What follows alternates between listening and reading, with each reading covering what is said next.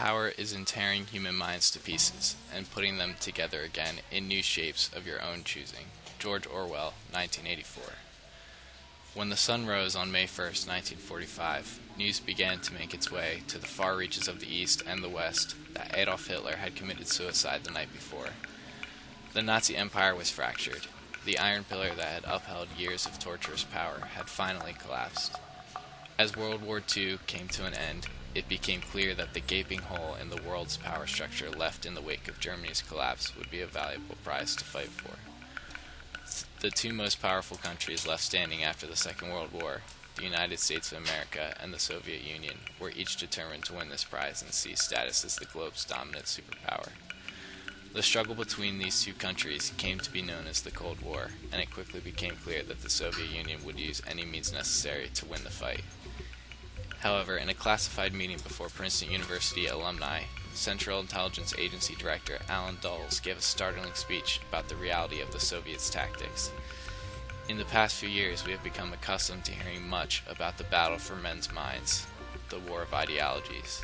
And indeed, our government has been driven by the international attention we call the Cold War to take positive steps to recognize psychological warfare and to play an active role in it. I wonder, however, whether we clearly perceive the magnitude of the problem, whether we realize how sinister the battle for men's minds has become in Soviet hands. We might call it, in its new form, brain warfare. Its aim is to condition the mind so that it no longer reacts on a free will or rational basis, but responds to impulse implanted from the outside. Many people like to believe that the United States would never engage in tactics like mind control.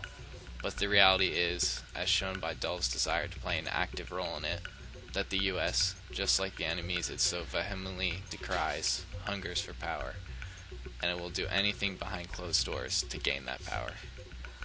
During the Korean War, American POWs were returning from imprisonment as changed men. Many admitted to crimes which they could have never committed, while there were rumors that others were so brainwashed that they refused to even return home. The CIA was both fascinated and disturbed by these events. In response, they developed several mind control projects which reached far and wide, with multiple programs gaining traction during the 50s and 60s. However, the most prominent of these was Project MK Ultra. Researchers used methods such as electroshock therapy and psychedelic drugs to alter the mental and behavioral patterns of its victims. Perhaps most shockingly, the United States typically used its own citizens as test subjects. Some subjects, usually prisoners, volunteered for the project in exchange for shorter sentences or favors while they were incarcerated. Whitey Bulger, a well-known gangster during the 1940s, was in prison at the time of MK Ultra and reported shocking details about the effects of the tests. We experienced horrible periods of living nightmares and even blood coming out of the walls. Guys turning to skeletons in front of me. I saw a camera change into the head of a dog. I felt like I was going insane. Yet not all test subjects were voluntary. Many times, CIA employees would have drugs slipped into their drinks when they weren't looking. Agents would then observe and record the behaviors of their drugged colleagues.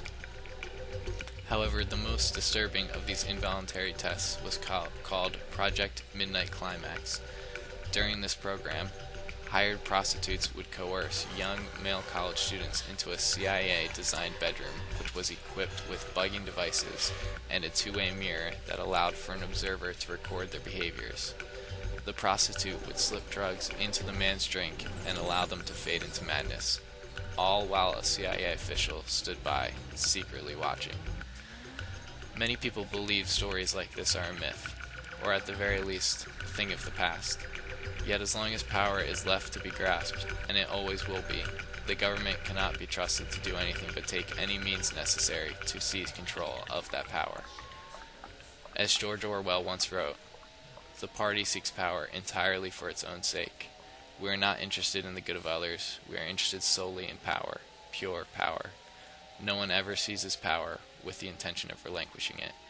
Power is not a means, it is an end."